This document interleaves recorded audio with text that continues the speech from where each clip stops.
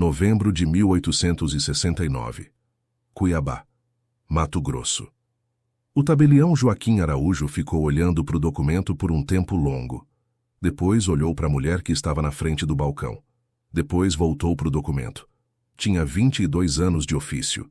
Havia registrado nascimento, casamento, morte, compra, venda, herança, dívida, acordo, dissolução. Havia visto documento bom e documento ruim. Havia visto documento falsificado e documento autêntico. O que estava na frente dele era diferente de tudo.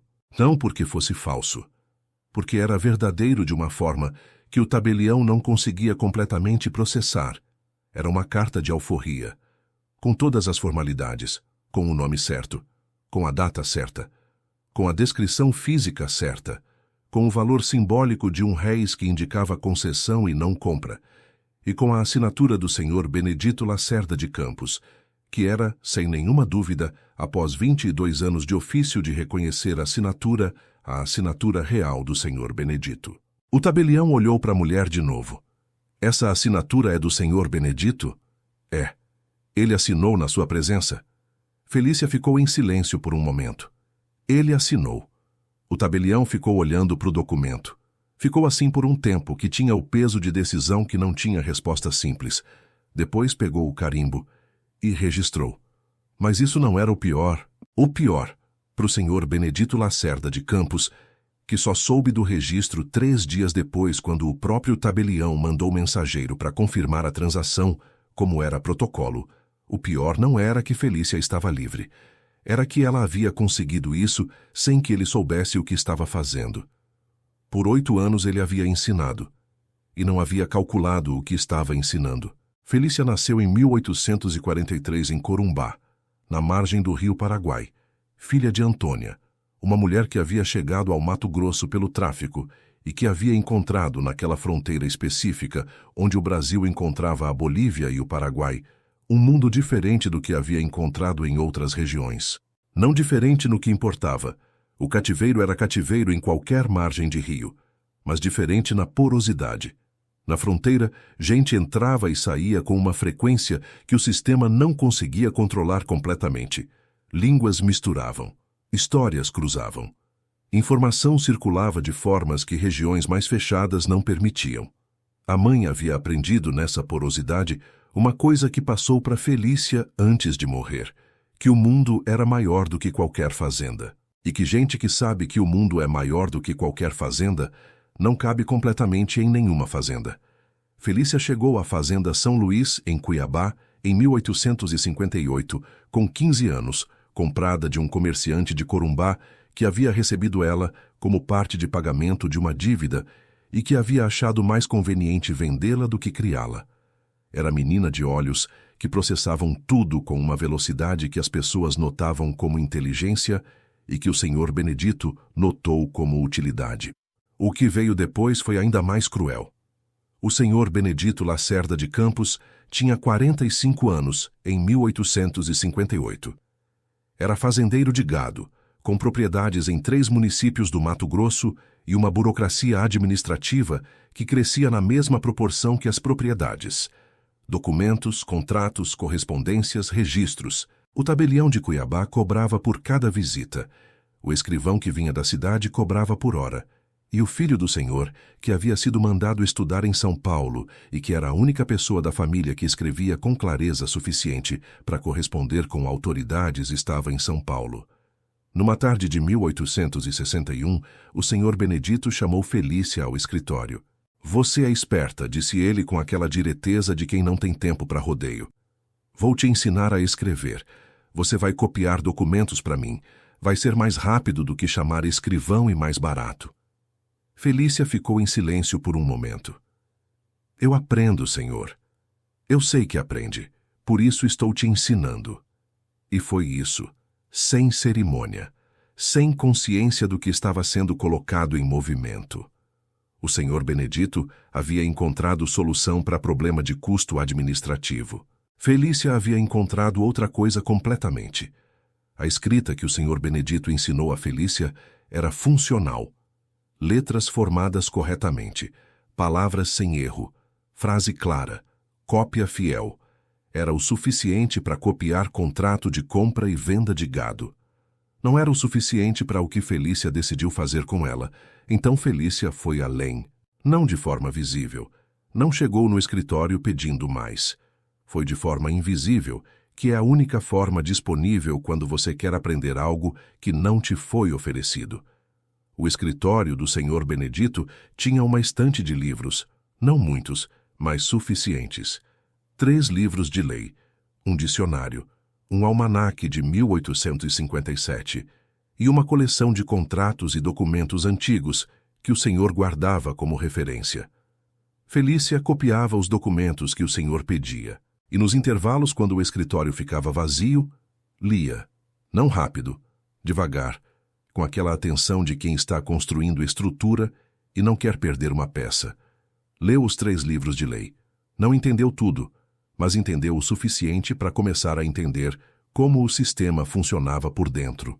Entendeu que carta de alforria era documento com forma específica, que precisava de informações específicas em ordem específica, que precisava de assinatura do Senhor e de 2 testemunhas, que quando registrada em cartório, tinha força que nem o Senhor que a assinou conseguia facilmente desfazer.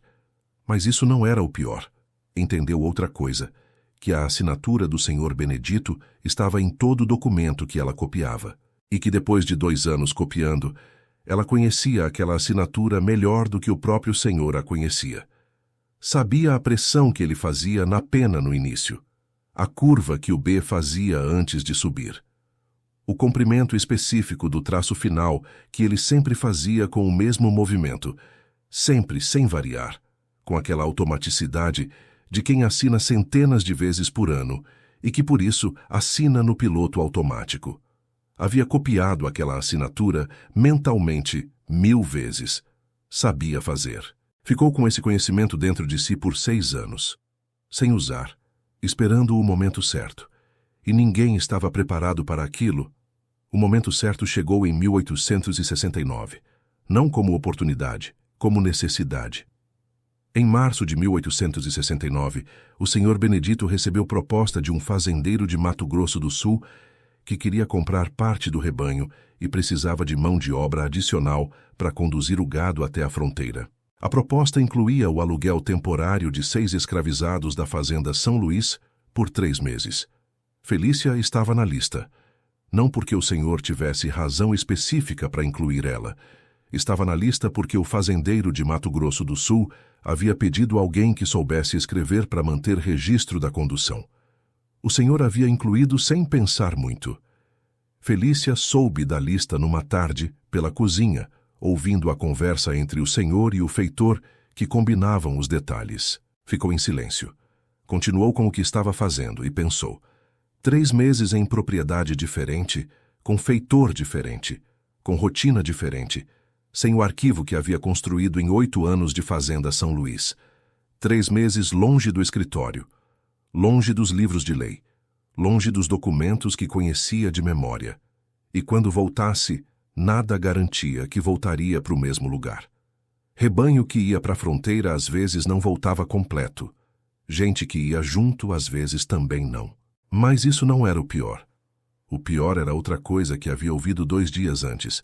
O filho do Senhor estava voltando de São Paulo, formado, com diploma, com intenção de assumir a administração da fazenda, o que significava que a função que Felícia ocupava, copiar documentos, escrever correspondências, deixaria de existir como estava. Deixaria de existir como motivo para manter Felícia na casa grande. E Felícia sabia, em 8 anos de observação do Senhor Benedito, o que acontecia com o escravizado, que perdia a função que justificava seu tratamento diferenciado. Ia para o campo, ia para a venda, ia para onde o Senhor achasse mais conveniente. Felícia ficou nessa noite olhando para o teto de palha da senzala e calculou. Tinha 2 semanas antes da partida para Mato Grosso do Sul. Era o que tinha. O que aconteceu nos 14 dias entre a noite em que Felícia calculou e a manhã em que apareceu no cartório de Cuiabá, com o documento na mão, foi a parte da história que os registros guardaram com menos detalhe. Porque aconteceu em silêncio, dentro de espaços que ninguém havia considerado relevante monitorar. Mas o que aconteceu pode ser reconstituído a partir do que existia antes e do que existiu depois.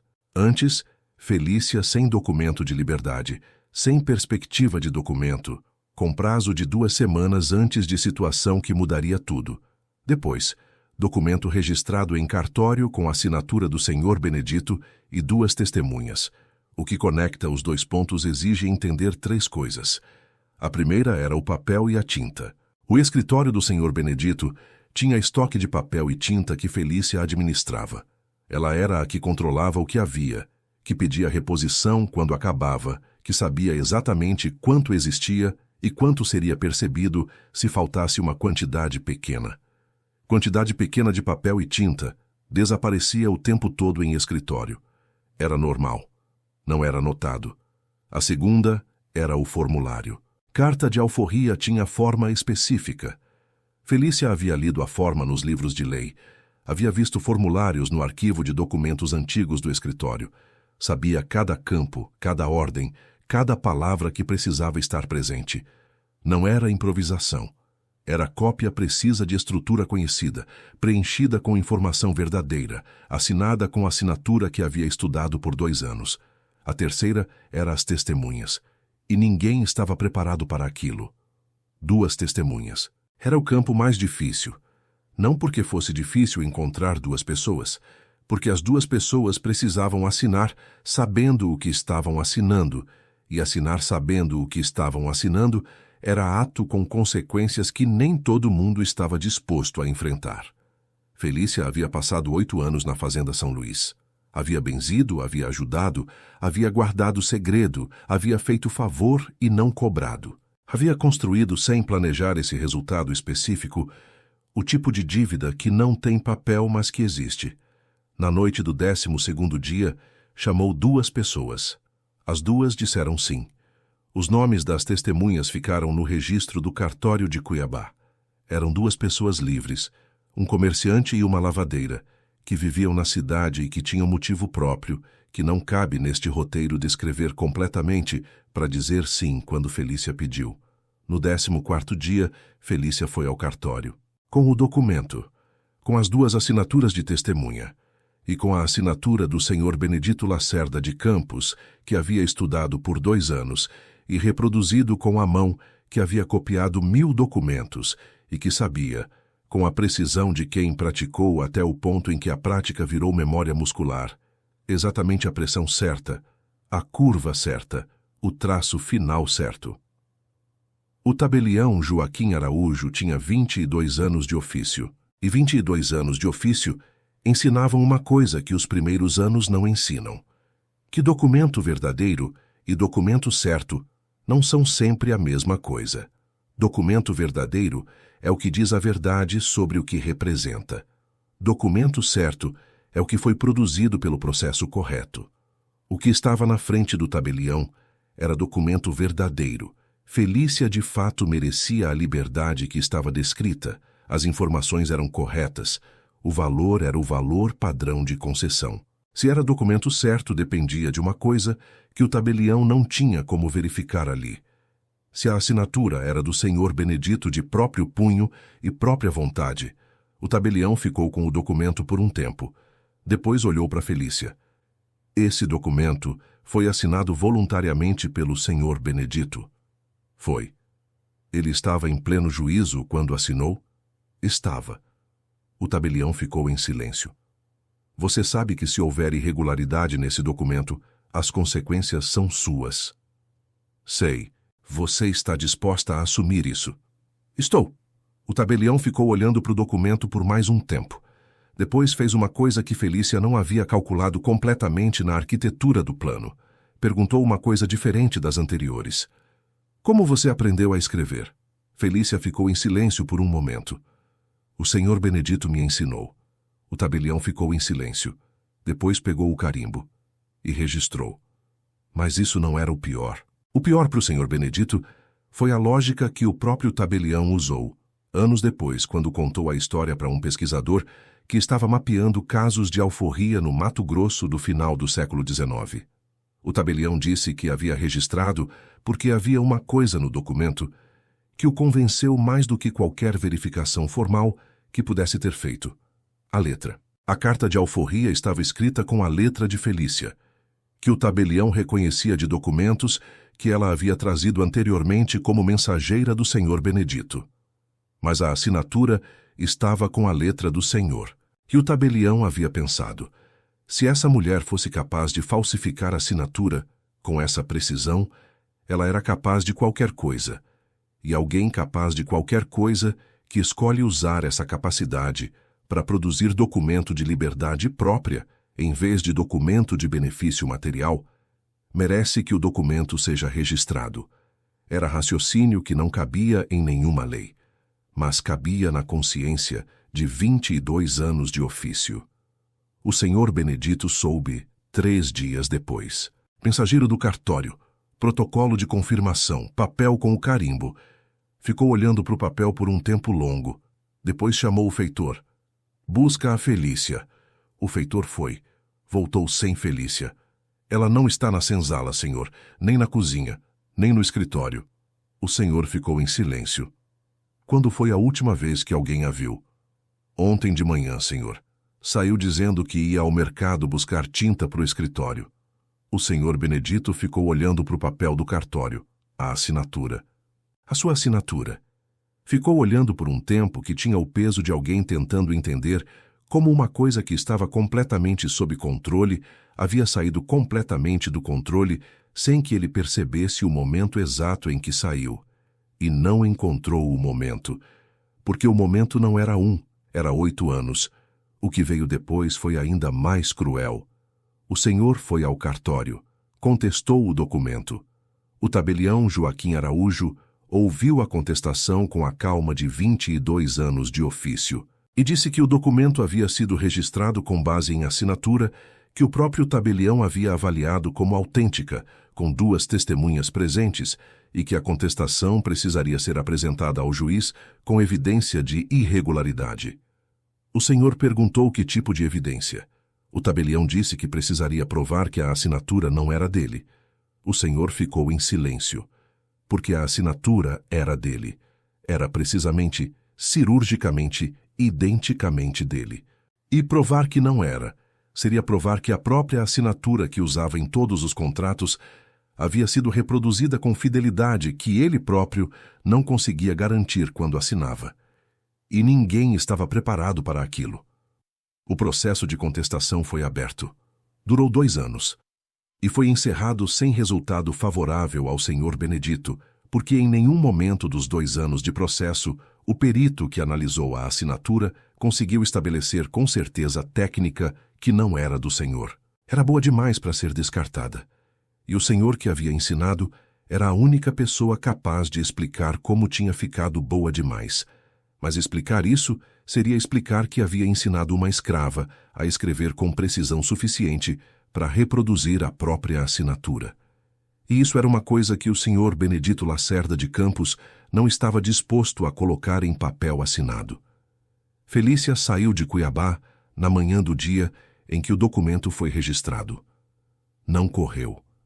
Caminhou. Tinha carta de alforria no bolso e destino calculado com a mesma precisão com que havia calculado cada outro detalhe dos 14 dias.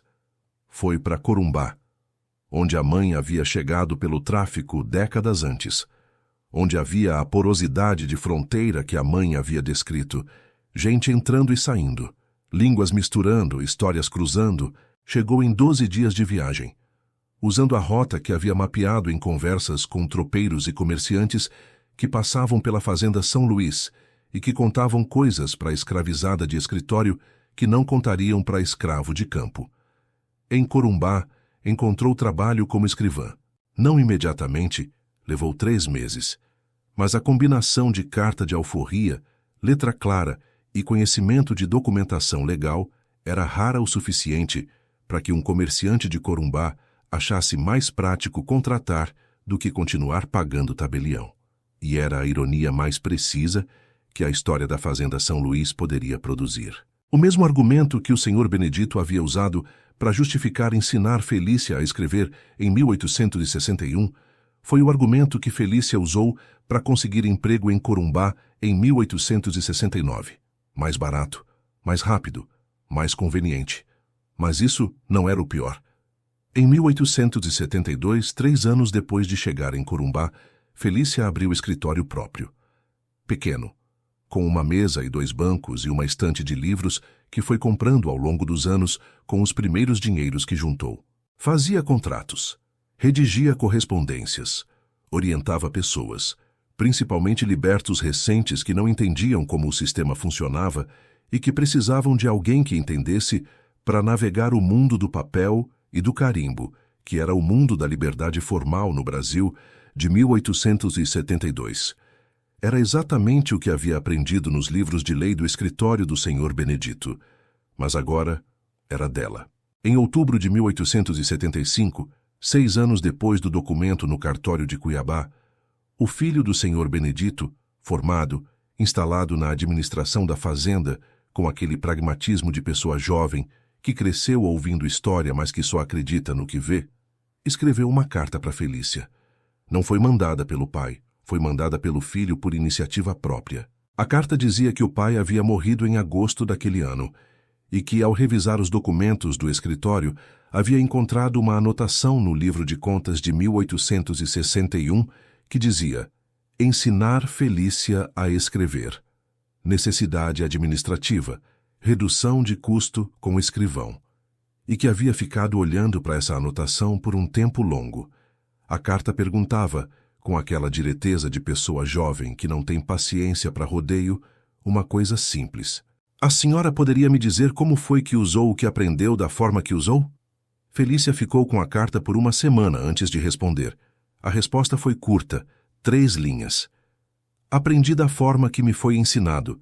Usei da forma que o sistema me deixou disponível.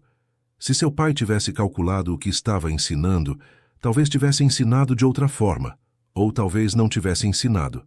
Nunca vou saber, mas eu vou. E ninguém estava preparado para aquilo. O filho do Senhor Benedito guardou a carta. Ficou com ela pelo resto da vida. E quando morreu em 1921, a carta estava entre os documentos que foram para um arquivo de Cuiabá, onde um pesquisador a encontrou em 1958 e a publicou numa nota de rodapé de um estudo sobre documentação de alforria no Mato Grosso do século XIX. Uma nota de rodapé, porque o estudo principal era sobre outra coisa, e porque certas histórias chegam como nota de rodapé antes de alguém perceber que são o texto principal. Felícia viveu em Corumbá até 1901.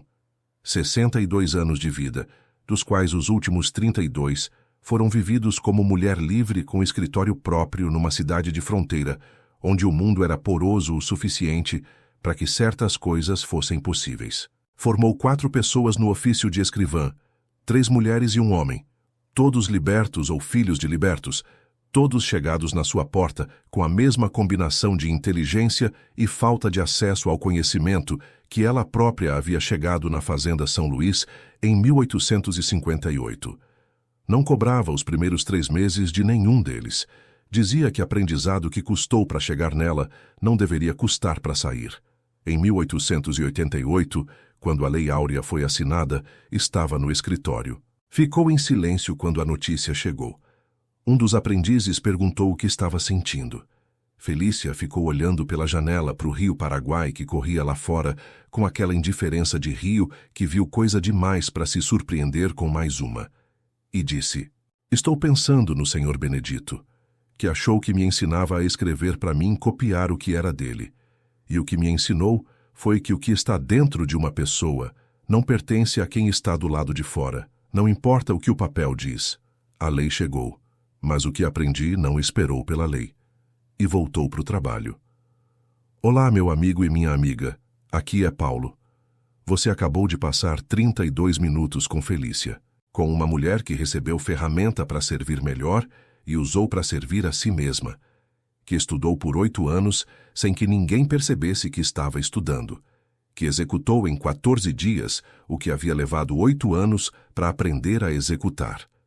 Com uma mulher que usou a letra do próprio opressor para escrever a própria liberdade. Essa história tem base em documentação real. Os casos de alforria contestada em cartórios do Mato Grosso do século XIX existem nos arquivos.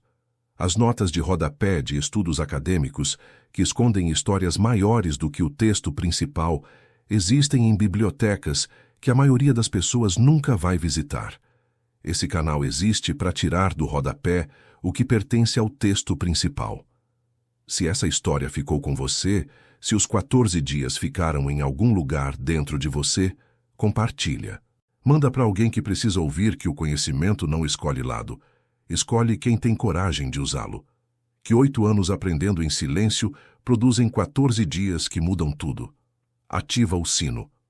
Nos comentários me conta o que você sente sobre o tabelião, sobre a decisão que ele tomou e o que a resposta de Felícia para a carta do Filho do Senhor te diz sobre ela. Eu fico esperando.